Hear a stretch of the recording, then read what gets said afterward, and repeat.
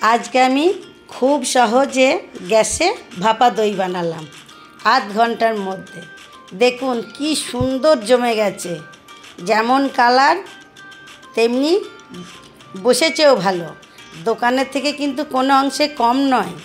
আর আমি কেটে দেখাচ্ছি, নিশ্চয়ই খেতে ভালো হবে। তাহলে চলুন গ্যাসের কাছে যাই। আমি 1 লিটার দুধ নিয়েছি, গ্যাস জ্বালিয়ে দিয়ে কড়াইয়ে বসিয়ে দিলাম। ঘাঁটতে থাকবো। 1 লিটার দুধকে আমি জাল দিয়ে হাফ লিটার করব। আর 2টো আমুল দুধের প্যাকেট নিয়েছি 10 টাকা দামের। ওটা একটু কুসুম গরম দুধ করে ওটাকে ভালো করে ফেটিয়ে নেব। ঠান্ডা দুধে গুললে কি হয়, জমে যায়।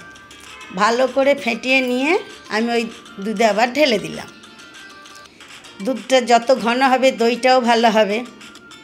এটাকেও আবার ভালো করে ফুটিয়ে নিলাম। নেওয়ার পর আবার আমি 2 হাতা দুধ তুলে নিলাম। ওটা আমি পরে কাজে লাগাচ্ছি। আমি স্টিলের বাটিতে বানাবো, অনেকে মাটির হাঁড়িতেও বানাতে পারেন। মিষ্টি দই যেহেতু, এটা কিন্তু সাজাটা একটু বেশি লাগবে। আমার ক্ষেত্রে টক দইয়ে কম লাগে, ওই জন্যে 4 চামচ দই নিয়েছি। ভালো করে ক্রিমের মতো ফেটিয়ে আলাদা রেখে দিয়ে আর একটা গ্যাসে আমি 100 গ্রাম চিনি আমি একবারই ভেজে নিচ্ছি ক্যারামেল করব বলে। এই যে এই বাটির মাপ একটু কম, একটু তুলে রাখলেও হয়, বেশি ভাজলে কিন্তু তেতো হয়ে যাবে। আমি কালারের জন্য আর একটা সুন্দর গন্ধর জন্যে ভেজে নেব। অল্প 2 চামচ জল দেব। অল্প 2 চামচ জল দিয়ে ভাজতে থাকবো। এটা মাথায় রাখতে হবে, চিনিটা কিন্তু বেশি ভাজা গেলে তেতো হয়ে যাবে। আমি অল্প ভাজলাম আর আমি কিন্তু চিনি পুরোটাই দিয়েছি। এইবার যে দুধটা ফোটানো ছিল ক্যারামেল আছে, সেটাও আমি একসঙ্গে আবার আমি 5 মিনিট ফুটিয়ে নিলাম। ফুটিয়ে নেওয়ার পর আমার হয়ে এসছে, ঘন হয়েছে।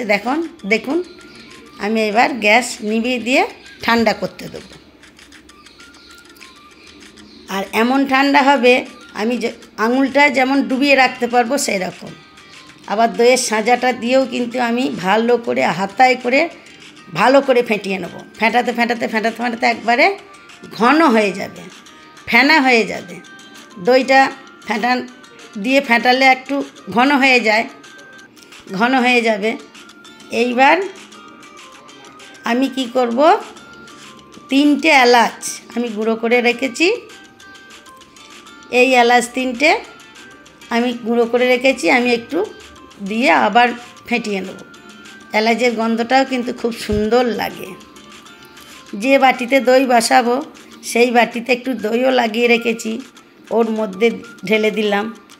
কড়াইয়ে আমি 10 মিনিট আগে গ্যাসে কড়াইটা গরম করে রেখেছি। ওর মধ্যে একটা স্ট্যান্ড দিয়ে তার মধ্যে দইয়ের বাটিটা দিলাম, একটা ঢাকা দিলাম, আর একটা ঢাকা দিলাম। আমার আধ ঘন্টা কিন্তু লাগবে। আধ ঘন্টার পর এসে দেখি এত সুন্দর কাঠ হয়ে বসেছে আর ফেনা হয়ে গিয়েছিল ফেটিয়ে। এই দেখুন, এসে দেখি এত সুন্দর জমে গেছে। তা আমার দইটা কেমন হয়েছে অবশ্যই লাইক কমেন্ট শেয়ার করে জানাবেন আর বন্ধু হবেন।